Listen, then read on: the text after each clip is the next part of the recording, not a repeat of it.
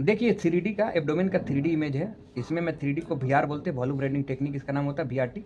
अब ये देखिए सामने से लटका हुआ है, जो कॉलर की तरह लटका हुआ है, ये मैनुबिरियम है। स्टर्नम का मैनुबिरियम और जीफी स्टर्नम, ये जीफी नीचे वाला और ऊपर जिफॉइड प्रोसेस यहाँ पे होता है। जीफी स्टर्नम का पार्ट आ रहा है, देखिए जो लटका हुआ है वो जिफॉइड प्रोसेस है, जीफी स्टर्नम।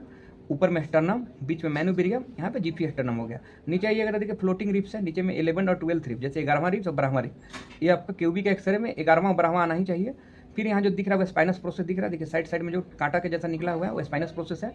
ये बॉडी हो गया, बॉडी हो गया। अब बॉडी के बीच में जो गैप हो गया, इस बॉडी और इस बॉडी के बॉडी वर्टिब्रा के लिए हम यूज कर रहे हैं, वर्टिब्रल बॉडी के बीच के गैप हो गया, इंट्रा वर्टिब्रल डिस्क हो गया। ठीक है, अब मैं नीचे आ जा रहा हूँ तो सूप के आकार के जैसा है, ये बोन है, वो इलियक बोन है, इस सूप के जैसा इलियक बोन है।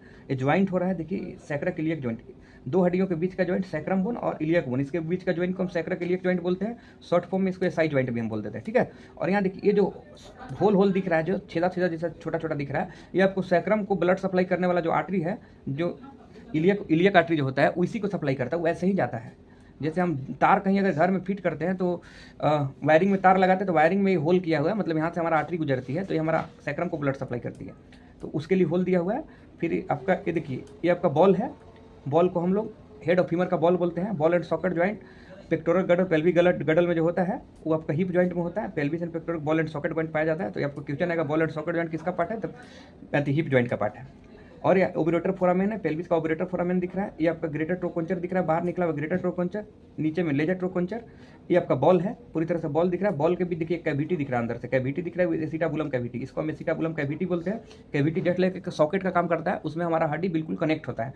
तो हेड ऑफ फीमर कनेक्ट हो रहा है, तो होल्डर का काम कौन कर रहा है, एसिटाबुलम। इसको हम रेडियोलॉजिकल टर्म में क्या बोलते हैं, एसिटाबुलम रूफ बोलते हैं। ठीक है, एसिटाबुलम रूफ। अब मैं इधर से आपको आगे बढ़ रहा हूँ, आगे में क्या है तो देखिए ये बोन कुछ कुछ दिखा रहा है। ये पोस्टेरियर सेक्शन आ गया, पीछे का भाग आ गया।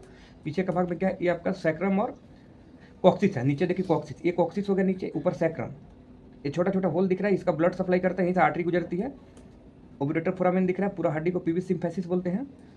जीटी ग्रेटर ट्रोकोंचर, एलटी नीचे वाला पार्ट, जैसे ईएलटी हो गया लेजर ट्रोकोंचर, ये ग्रेटर ट्रोकोंचर। ठीक है, अब इसमें क्या है देखिए, थोड़ा सा हम आपको ये बता दे रहे हैं।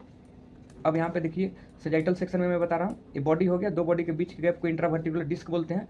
ये आपका बॉडी है, तो बॉडी का ऊपरी भाग को हम बोलते हैं ग्रेटर सुपेरियर आर्टिकुलर फिसट, और निचला भाग को जैसे मान लीजिए इस बटीराम बता रहे हैं, इसका ऊपर वाला सुपेरियर आर्टिकुलर फिसट, और देखिए नीचे वाला यहाँ ज्वाइंट करें इंफेरियर आर्टिकुलर फिसट। ये जो ज्वाइंट होता है ज्वाइंट को फिसट ज्वाइंट बोलते हैं, एफीसीटी इसका स्पेलिंग होता है।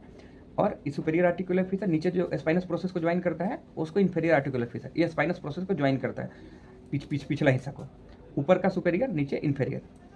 ये आपका पूरी तरह से मैं वर्टिब्रा बता दिया।